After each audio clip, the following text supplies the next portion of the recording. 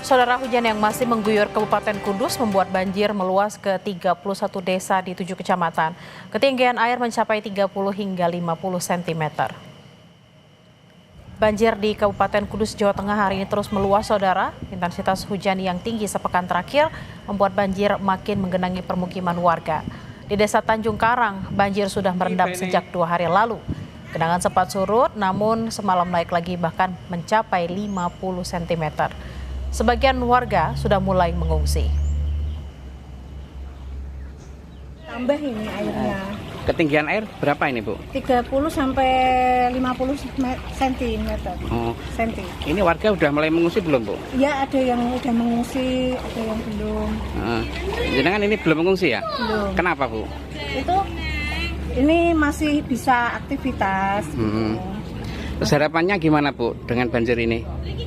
Ya, moga pengen cepat surut gitu. Hujan deras disertai angin kencang juga membuat sebuah pohon tumbang dan menimpa pengendara motor di Bekasi, saudara. Di Pandeglang, Banten, hujan deras membuat permukiman warga terendam banjir hingga 1 meter. Ada orang nggak? Sebuah pohon besar di tepi jalan irigasi Cikarang Utara, Kabupaten Bekasi, tumbang usai diterpa angin kencang Selasa sore. Seorang pengendara motor berhasil menyelamatkan diri, namun motornya tertimpa dahan yang tumbang. Tidak ada korban jiwa akibat peristiwa ini. Yang anak sekolah dua orang, tapi enggak sampai korban, itu motor doang ngetindihin. Oh, orang mah sempat lari ya? Sempat lari. Di Pandeglang, Banten, hujan deras membuat rumah warga terendam banjir. Hujan yang terus turun membuat sungai Ciliman meluap. Sebagian warga sempat dievakuasi ke tempat pengungsian. Sekarang mengungsi di beberapa tempat yang aman di masjid-masjid. Berarti dari PPBD juga sudah melakukan evakuasi atau seperti apa? Sudah, Pak, kami mengevakuasi beberapa warga yang lansia, ada yang ibu hamil. Hujan deras membuat akses jalan desa ditutup. Kabupaten Blora, Jawa Tengah putus akibat tergerus aliran Sungai Lusi. Selain merusak jalan, longsor juga menimbun rumah warga hingga 4 keluarga mengungsi. Jalan utama sebenarnya, jalan utama untuk akses warga di Dukuh Madrap itu ada dua jalur, yang jalur dari timur dan jalur dari barat. Ini sementara kita tutup, nanti lewatnya di jalur di sebelah barat, muter gitu aja. Muter jauh berapa Pak itu Pak, kalau muter warga Pak? Sekitar 2,5 kilo. Tak hanya menimbun rumah warga, longsor juga memutus jalan desa di Kabupaten Blora, Jawa Tengah. Jalan ambles sepanjang 50 meter hingga tidak bisa dilewati. Tim Liputan Kompas TV. Untuk mengetahui informasi banjir di Lebak, Banten dan jalur Pantura Kudus, Jawa Tengah, kita sudah terhubung dengan 2 jurnalis Kompas TV, ada Yuda Dwi Taruna dan Ivan Miftahudin. Kita akan ke Lebak terlebih dahulu. Selamat siang Yuda, bagaimana kondisi banjir di sana saat ini? Baik, selamat siang Bella dan saudara. Saat ini saya sedang berada di salah satu titik lokasi banjir di Kecamatan Pagelaran, Kabupaten Pandeglang, Banten. Akibat intensitas hujan sejak beberapa hari terakhir menyebabkan sejumlah sungai di Kabupaten Pandeglang meluap. Mengakibatkan mengakibatkan sungai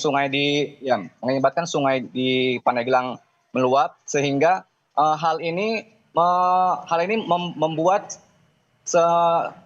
membuat ribuan rumah di Kabupaten Pandeglang terdampak banjir. Yuda, lalu bagaimana penanganan banjir saat ini Yuda di sana? Ya, saat ini penanganan banjir di Kabupaten Pandeglang sendiri telah dilakukan oleh petugas BPBD Kabupaten Pandeglang dengan melakukan evakuasi ke sejumlah titik yang terdampak banjir. Dari Lebak, Banten kita akan bergeser ke jalur Pantura Kudus, sudah ada Iwan di sana. Iwan, kalau di sana kondisi banjir seperti apa? Apakah warga juga sudah mulai mengungsi?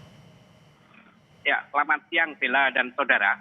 sepekan banjir yang mengguyur Kabupaten Kudus, Jawa Tengah ini memang membuat hampir dalam hal ini update-nya ada 31 desa di 7 kecamatan ini sudah mulai tergenang banjir. Ketinggian banjir ini mencapai 30 hingga 50 cm. Banjir ini tidak hanya menggenangi pemukiman warga, tapi juga beberapa hari kemarin juga sempat menggenangi jalur Pantura. Namun kondisinya untuk Pantura saat ini sudah berangsur surut dan sekarang banjir meluas ke beberapa desa. Seperti tadi pagi saya sempat mengunjungi di desa Tanjung Karang yang tadinya desa ini belum tergenang banjir, namun 2 hari terakhir ini sudah mulai genangannya meninggi. Dan puncaknya adalah tadi malam ketika hujan deras kembali turun, ini genangan sudah mencapai 50 cm.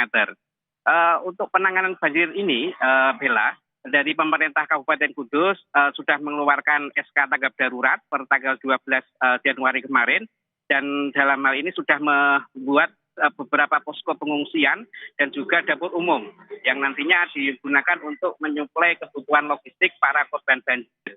Dan perlu diketahui juga bahwa para korban banjir ini tidak semuanya mau mengungsi, namun sebagian yang kondisinya genangannya sudah tinggi ini sudah mau mengungsi di tempat pengungsian. Dan di tempat pengungsian ini para pengungsi juga sudah disediakan selimut, kemudian obat-obatan yang nantinya untuk menghindari para warga ini bisa terserang penyakit. Seperti itu, Bella.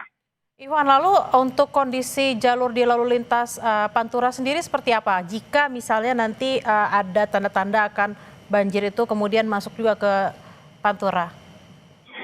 Ya, untuk genangan di Pantura, Bella, ini memang sangat fluktuatif tergantung nanti apakah di bagian hulu yaitu di Pegunungan Muria terjadi hujan lebat lagi atau tidak. Kalau memang nanti terjadi hujan lebat lagi, biasanya ini sungai-sungai yang berhulu di Pegunungan Muria ini akan meluap karena tidak mampu menampung debit air yang tinggi sehingga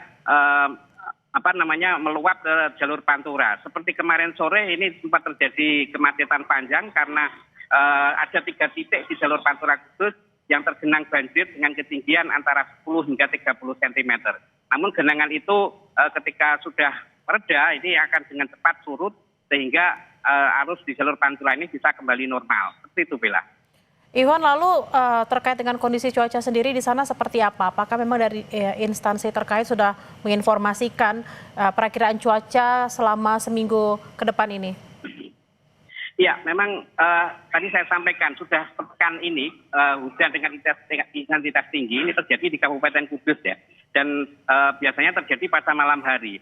Dan beberapa waktu lalu dari BMKG sudah menginformasikan bahwa intensitas hujan tinggi ini akan terjadi hingga tanggal 16 Januari.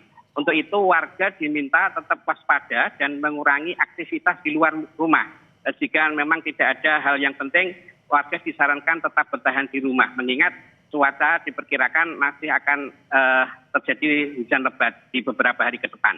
Bella. Iwan, tadi Anda mengatakan biasanya hujan itu terjadi di malam hari. Biasanya malam hari kan warga beristirahat seperti itu ya. Nah, jika memang terjadi hujan dan kemudian banjir, apakah BPBD setempat juga sudah menyiapkan anggotanya di sana ketika malam hari harus membawa warga untuk mengungsi?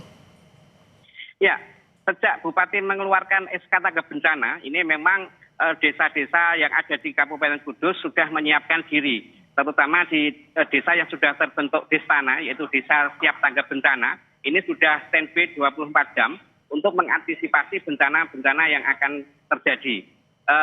Jadi Destana ini juga tidak hanya siaga, namun juga melakukan patroli untuk memastikan bahwa kondisi di lingkungannya itu baik-baik saja.